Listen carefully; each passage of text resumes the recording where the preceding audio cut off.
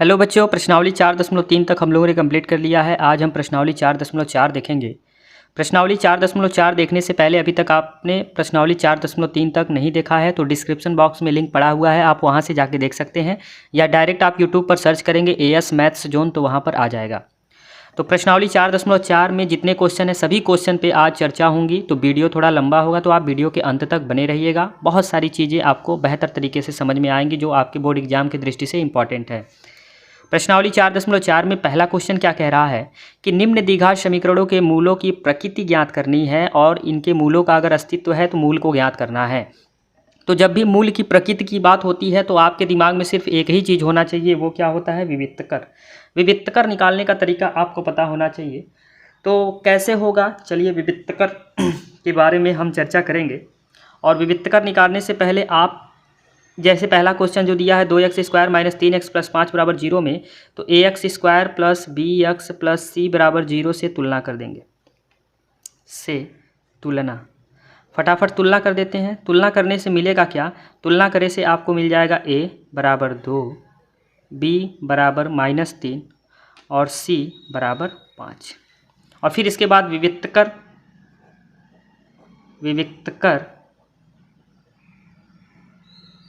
ठीक है, विविक्तकर यानी इसको d से प्रेजेंट करते हैं। d = होता है b² - 4ac, जो आपको द्विघाती सूत्र बताए थे ना d, वही वाला है, उसी को यूज़ कर लेना है। इसकी वैल्यू ही डिसाइड करेगा कि मूल होगा कि नहीं। क्यों? क्योंकि 0 से अगर d छोटा हो गया तो मूल नहीं होगा, 0 के बराबर या बड़ा होना चाहिए। अब देख लेते हैं। तो d बराबर में क्या हो जाएगा? b² यानी -3 का स्क्वायर -4 × a × c, यानी d बराबर में आपके पास क्या देखने को मिल रहा है? माइनस का स्क्वायर प्लस 3 का स्क्वायर 9 और 4 दूनी 8 × 5 = 40, यानी आपको सीधे सीधे मिल रहा है d बराबर -31। d बराबर क्या मिल रहा है? -31। और d की वैल्यू जो आ रही है वो 0 से छोटी आ रही है। आ रही है कि नहीं? 0 से छोटी होती है ना, ये निगेटिव वैल्यू 0 से छोटी होगी। तो जब 0 से छोटी होगी तो मूल का अस्तित्व, यहाँ लिखेंगे मूल का अस्तित्व नहीं होगा। और जब मूल का अस्तित्व नहीं होगा तो बस यही आपका आंसर होगा। प्रश्न में बोला है कि जहाँ पर मूल के अस्तित्व होंगे वहीं पर आप मूल ज्ञात कीजिएगा। तो ये तो था आपका पहला क्वेश्चन। अब दूसरे में देख लेते हैं कि दूसरे में मूल आता है कि नहीं आता है। दूसरे में भी आपको वही काम करना है। ax² + bx + c = 0 से तुलना कीजिएगा तो क्या मिलेगा आपको? तुलना करने से एक चीज़ मिल जाएगा a = 3, दूसरा मिलेगा a = -4 कौड़ी में 3 और तीसरा c बराबर आपको मिल जाएगा 4। तो फटाफट d बराबर b² - 4ac से b² - 4ac से आप प्रकृति ज्ञात कर लें सबसे पहले।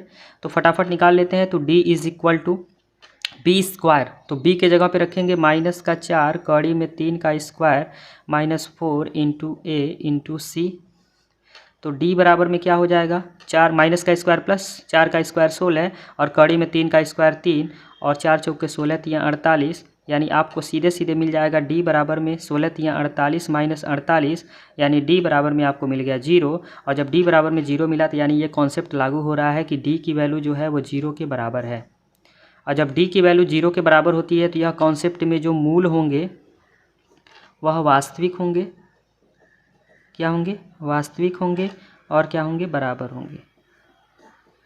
यहाँ पर कंफर्म हो गया कि मूल होंगे। कैसे होंगे? वास्तविक होंगे और बराबर। और प्रश्न में बोला है कि अगर अस्तित्व है तो आप बताइए निकाल के, तो फटाफट निकाल के बता देते हैं यहाँ पर क्या होगा। बस ध्यान दीजिएगा, आप कॉन्सेंट्रेट कीजिए। द्विघाती सूत्र से यक्ष चर चल रहा है ना प्रश्न में, तो यक्ष बराबर माइनस का b, माइनस b है -4 कौड़ी में 3 ±√d और d के जगह पे 0 अपान में 2a, 2 × a के जगह पे 3। तो x = में माइनस प्लस 4 कौड़ी में 3 बटे में 6, 2 दूना 4, 2 तियाँ 6, यानी 2 कौड़ी में 3/3। ठीक है, तो आपके जो मूल निकल के आए वो क्या निकल के आए? 2 कौड़ी में 3/3 और दूसरा भी यही होगा 2 कौड़ी में 3/3 और यही आपका क्या हो जाएगा? आंसर हो जाएगा। समझ में आ गया बात? बहुत अच्छा क्वेश्चन था। अब हम देख लेते हैं अगला क्वेश्चन। इसमें भी वही काम करना है, तो फटाफट इसमें भी वही काम करने के लिए कह रहा है। तो फटाफट सबसे पहले आप क्या कर लीजिए, ax² + bx + c = 0 से तुलना कर लेते हैं। तुलना करके ए बी सी निकाल के फिर डी निकाल लेते हैं। तो ए बराबर में आपके पास क्या मिल जाएगा 2, बी बराबर में आपके पास क्या मिल जाएगा -6, सी बराबर में आपके पास क्या मिल जाएगा 3। तो डी निकाल लीजिए, डी बराबर b² - 4ac से, ठीक है, विविक्तकर होता है। तो डी निकाल लीजिए फटाफट, फिर आपको पता तो चल जाएगा कि इसका मूल होगा कि नहीं। तो बी आपका -6 का स्क्वायर -4 × a × c, तो डी बराबर में माइनस का स्क्वायर प्लस 6 का हो जाएगा 36, 4 दूनी 8 3 की 24, ठीक है, 3 × 6 = 24।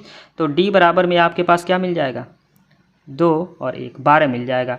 और जो कि डी की वैल्यू जो है वो 0 से क्या है बड़ी है, और 0 से बड़ी होती है तो मूल होंगे, यहाँ पर क्या लिखेंगे मूल होंगे कैसे, वास्तविक होंगे और असमान होंगे, यानी बराबर नहीं होंगे, दोनों अलग अलग होंगे, वास्तविक होंगे और असमान होंगे। तो फटाफट निकाल लेते हैं। तो x बराबर में फॉर्मूला आपको पता है माइनस का b आपका -6 है, प्लस माइनस √d, और d का वैल्यू 12 आया है, अपॉन में 2a, 2 × a की जगह 2 है। x बराबर में minus minus plus, plus minus √12, 4 × 3 = 12, 4 बाहर आएगा 2 हो जाएगा, 2 करड़ी में 3 बटे में कितना हो जाएगा 2 दूना 4। अब यहाँ देखिएगा प्लस चिन्ह लेने पर, प्लस चिन्ह लेने पर अलग अलग चिन्ह लेके सॉल्व करना पड़ेगा। तो x बराबर में क्या हो जाएगा 6 प्लस का 2 करड़ी में 3 बटे में 4, क्या कीजिए यहाँ से 2 कॉमन ले लीजिए, तो 3 प्लस करड़ी में 3 और बटे में 4, 2 से 2 बार में कट जाएगा, ठीक है ना। तो आप थोड़ा सा हल्का सा और देखिए, इधर हो सकता है कि हाँ हल्का सा और बस कर दिए। अब यहाँ बराबर में आपके पास क्या मिल जाएगा 3 प्लस कड़ी में 3 बटे में 2, ये निकल गया आपका, ठीक है ना, क्योंकि यहाँ 2 कॉमन लेंगे, 2 3 अच्छा 2 निकल गया। अब माइनस चिन्ह लेने पर, माइनस चिन्ह लेने पर क्या होगा देखिएगा, x बराबर में 6 माइनस 2 कड़ी में 3 बटे 4, फिर वही काम करेंगे 2 कॉमन लेंगे, तो 3 माइनस कड़ी में 3 बटे में 4, 2 से 4 2 बार में कट जाएगा, तो 3 माइनस कड़ी में 3 बटे में 2 ये निकल जाएगा, थोड़ा सा हल्का सा ऊपर करके। अब यहाँ लिख देंगे मूल, तो आपके मूल क्या क्या निकल गए, पहला निकला 3 प्लस कड़ी में 3 बटे में 2, और दूसरा निकला 3 माइनस कड़ी में 3 बटे में 2, और यही आपका क्या हो जाएगा आंसर। तो अगर मूलों की प्रकृति से संबंधित प्रश्न कहता है और फिर कहता है कि अगर अस्तित्व है तो मूल ज्ञात कीजिए, तो हम इस प्रकार से कुछ क्वेश्चन को हल करेंगे और ज्ञात करेंगे। अब हम देखेंगे क्वेश्चन नंबर सेकेंड क्वेश्चन देखिएगा, कह रहा है कि निम्न प्रकृत द्विघात समीकरण में k का ऐसा मान ज्ञात कीजिए कि उसके 2 बराबर मूल हों। तो जब यहाँ पर बराबर मूल की बात करेगा तो आपके पास सीधे सीधे d बराबर 0 लेके चलना है, d बराबर 0 से यही कॉन्सेप्ट लेके चलना है। तो d मतलब क्या, b² - 4ac बराबर किसके हो गया 0, और यहाँ फटाफट a बराबर आपके पास क्या है 2, b बराबर आपके पास क्या है k, और c बराबर आपके पास क्या है 3, रख दीजिए। तो b के जगह हो जाएगा k² - 4 × a × c, और बराबर में 0। तो k² माइनस का 4 दूनी 8 3 यहाँ देखिएगा 4 दूनी 8, 8 3 कितना हो जाएगा 24, बराबर में 0। तो k² = 24 इधर आके प्लस में हो जाएगा, तो k बराबर में √ में 24, और वो भी प्लस माइनस में होगा। तो k बराबर में आपके पास मिल जाएगा क्या 24, 8 3 की 24, या फिर इसे 6 चौको 24, और 6 चौको 24 में 2 करड़ी में 6 और माइनस का 2 करड़ी में 6। आपके पास 2 रिजल्ट मिलेंगे, एक प्लस में मिलेंगे और एक माइनस में मिलेंगे। इसी को आप क्या लिख देंगे आंसर, बस हो गया आपका। k का वैल्यू पूछा था, k का वैल्यू निकल गया, बस इतना ही छोटा था। दूसरा भी आपसे k की वैल्यू पूछ रहा है और यहाँ भी मूल बराबर कह रहा है, तो a बराबर सबसे पहले इसको हल करना पड़ेगा, एक चीज़ ध्यान दीजिएगा, हल करना पड़ेगा। kx का गुणा x में हो जाएगा, फिर माइनस kx का गुणा 2 में हो जाएगा, फिर प्लस का 6 और बराबर में 0। तो x² तो kx² माइनस का यहाँ पर 2kx हो जाएगा, और प्लस का 6 बराबर में 0। अब यहाँ पे तुलना करेंगे तो a बराबर में आपके पास k, b बराबर में आपके पास माइनस का 2k, और c बराबर में आपके पास 6 मिलेगा, और d बराबर 0 से लेके चलेंगे, d बराबर 0 से, क्योंकि मूल बराबर कह रहा है। तो d बराबर 0, और d क्या होता है b² - 4ac बराबर 0 हो जाएगा। तो b² यानी -2k का स्क्वायर -4 × a × c के जगह पे 6 आ जाएगा। तो माइनस का स्क्वायर 2 का स्क्वायर 4, और k का k² माइनस का 4k बराबर में 0 होगा, ठीक है। और 6 चौको 24 हो जाएगा, ये 24k, और बराबर में कितना हो जाएगा 0। तो 4k² = ये उधर जाएगा तो क्या हो जाएगा प्लस का 24k, एक के से एक के कट गया, 4 से 6 बार में कट जाएगा, तो के बराबर यहाँ से आपको सीधे सीधे क्या मिल जाएगा 6, और यही आपका क्या हो जाएगा आंसर। ये भी बहुत छोटा क्वेश्चन था। अब हम देखेंगे क्वेश्चन नंबर 3। यहाँ पर आप एक काम और कर सकते थे कि अगर यहाँ पर बोल रहा था कि 2 बराबर मूल होंगे, तो के अगर एक 6 आ गया तो दूसरा मूल जो है आप के बराबर क्या लिख देंगे 0 लिख देंगे, ठीक है ना। ये आपका आंसर हो जाएगा। तो इस तरह से 2 मूल यहाँ पे हो गए, और पिछले क्वेश्चन में भी आपके 2 मूल निकल गए थे, तो इस तरह से आपके 2 मूल यहाँ पे निकल जाएंगे। अब हम देखेंगे नेक्स्ट क्वेश्चन, क्वेश्चन नंबर 3। बहुत अच्छा प्रश्न है। कह रहा है क्या ऐसी आम की बगिया बनाना संभव है जिसकी लंबाई चौड़ाई से 2 गुनी हो। तो चौड़ाई से, इसका मतलब पहले चौड़ाई को मान लेते हैं। माना आम की बगिया की चौड़ाई, आम की बगिया की चौड़ाई बराबर आप क्या मान लें, x मान लें। तो कह रहा है कि लंबाई चौड़ाई से 2 गुनी है, तो लंबाई क्या हो जाएगी, तो लंबाई आपकी चौड़ाई से 2 गुनी मतलब 2x हो जाएगी। अब कह रहा है क्षेत्रफल 800 है। अब प्रश्नानुसार आप हेडिंग डाल देंगे, प्रश्नानुसार जो भी आपका वर्ग चलेगा। तो यहाँ पे आपने हेडिंग डाल दिया है प्यारा सा प्रश्नानुसार। अब यहाँ पर आयत का क्षेत्रफल, चूँकि आम की बगिया लंबाई गुणे चौड़ाई है, तो लंबाई x और गुणे में चौड़ाई 2x बराबर में क्षेत्रफल यानी 800 होगा। अब बस इसी को सॉल्व कर देना, तो ये हो जाएगा 2x square is equal to में 800, 2 से काटेंगे तो ये हो जाएगा 4 बार में, तो x square is equal to में 400, तो x बराबर में आपका हो जाएगा प्लस माइनस रूट में 400, यानी बराबर में आपका प्लस माइनस हो जाएगा 200, और x बराबर आपका रिजल्ट एक 200 आया है, और x बराबर एक रिजल्ट आपका माइनस का 200 आया है। आप एक चीज़ ध्यान दीजिएगा, माइनस वाला आपका अमान्य होगा, क्योंकि निगेटिव में कोई भी डिस्टेंस नहीं होगी। तो इस तरह से आपकी क्या निकल जाएगी, लंबाई आपकी 2x थी, तो बराबर में हो जाएगा 2 गुणे 200, यानी बराबर में आपका हो जाएगा 400 मीटर, और चौड़ाई आपकी निकल जाएगी, चौड़ाई आपने x माना था और x आपका 200 निकला है, तो 200 मीटर, और यही आपकी जी क्या हो जाएगी आंसर हो जाएगी। बस इस प्रश्न में यही पूछा है। अब हम क्वेश्चन नंबर 4 देख लेते हैं, जो कि बगल में ही लिखा हुआ है। क्वेश्चन नंबर 4 पे कॉन्सेंट्रेट कीजिएगा। कह रहा है कि क्या निम्न स्थिति संभव है, यदि है तो उसकी वर्तमान आयु ज्ञात कीजिए। क्या 2 मित्रों की आयु का योग दिया है 20 वर्ष, ठीक है, 2 मित्र हैं और उनके आयु का योग 20 वर्ष दिया है। तो पहले इनको मान लेते हैं। माना पहले मित्र की आयु, माना पहले मित्र की आयु, तो पहले मित्र की आयु अगर हम यक्ष वर्ष मान लें, यक्ष वर्ष, तो दूसरे मित्र की आयु क्या होगी, दूसरे मित्र की आयु, तो दूसरे मित्र की आयु आपकी हो जाएगी, यक्ष पहले मित्र की है तो दूसरे मित्र का क्या हो जाएगा, दोनों का योगफल जब 20 है तो 20 में से पहले को माइनस कर दीजिए, जो बचेगा वो दूसरे मित्र की आयु हो जाएगी। बोलिएगा।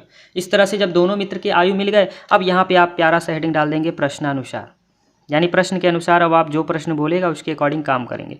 तो प्रश्नानुसार क्या देखने को मिल रहा है कि कह रहा है 4 वर्ष पूर्व उनकी आयु का गुणनफल 48 था। 4 वर्ष पूर्व, तो 4 वर्ष पूर्व पहले मित्र हो जाएंगे x माइनस 4 और दूसरे मित्र हो जाएंगे 20 माइनस x और माइनस 4 कर देंगे। 4 वर्ष पूर्व उनके आयु का गुणनफल, जो गुणनफल है वो कितना था, 48 था। इसी को आपको सॉल्व करना है, ये इक्वेशन फटाफट सॉल्व करते हैं।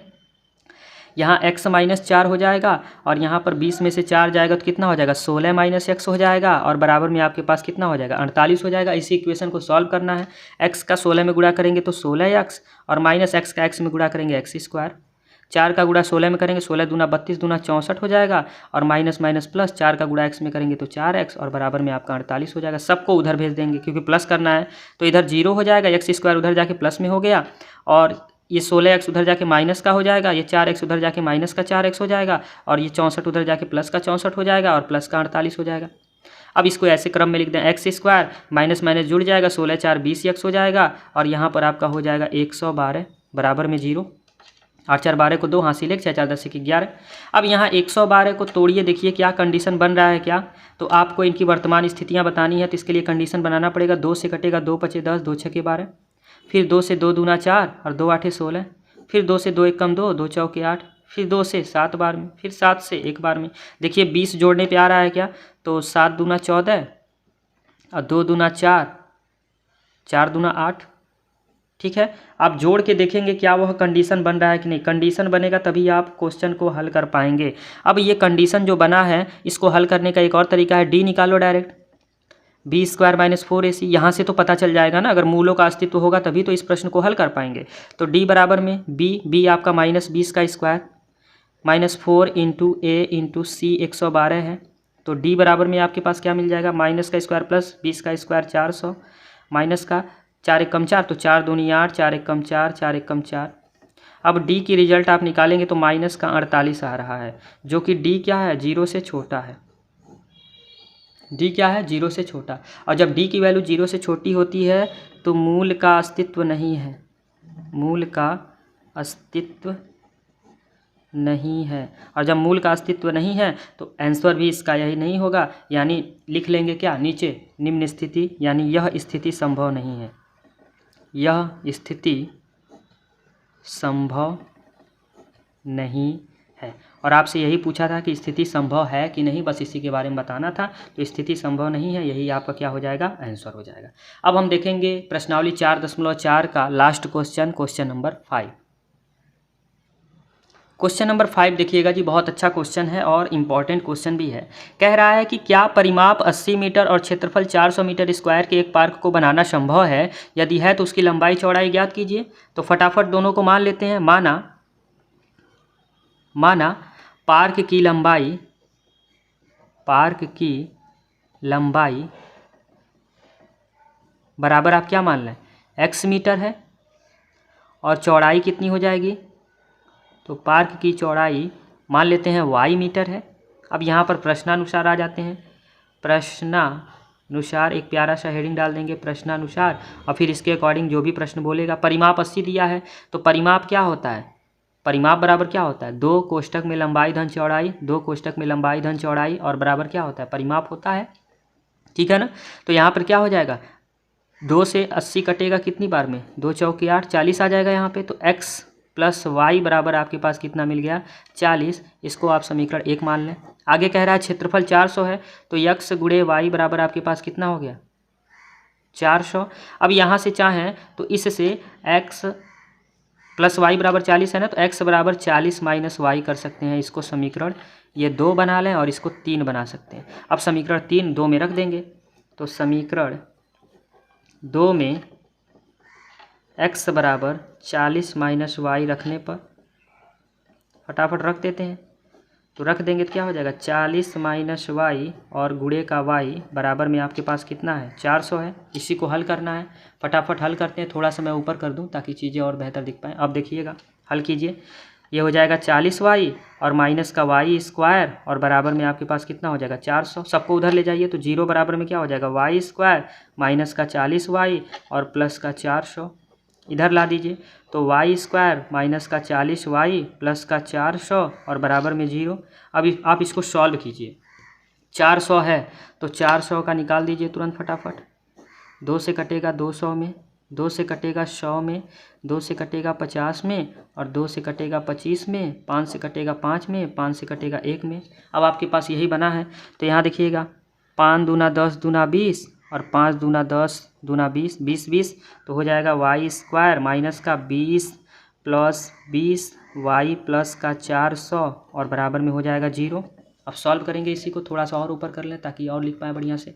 अब यहाँ पे क्या बनेगा, वाई स्क्वायर माइनस का 20 वाई माइनस का 20 वाई प्लस का 400 बराबर में क्या है, 0।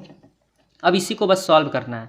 तो यहाँ पे देखिए वाई कॉमन लेंगे तो क्या बचेगा, वाई माइनस 20, और यहाँ पर माइनस 20 कॉमन लेंगे तो क्या बचेगा, वाई माइनस 20 और बराबर में 0। तो आपके पास मिल गया वाई माइनस 20, और दूसरे कोष्ठक में भी वाई माइनस 20 मिल रहा है, तो इसका मतलब वाई बराबर आपके पास 20 और 20 ही मिलेगा। वाई की थोड़ी सी और ऊपर कर, वाई की जो रिजल्ट मिल रही है यहाँ पे कितनी मिल रही है, 20 और 20 मिल रही है। तो जब वाई की रिजल्ट 20 और 20 मिल रही है तो यहाँ पर क्या देखने को मिल रहा है कि जब वाई आपका 20 है, ठीक है, तो वाई 20 है, इसका मतलब आपका चौड़ाई निकल गया, चौड़ाई ही तो वाई थी, यानी चौड़ाई आपकी निकल गई 20 मीटर।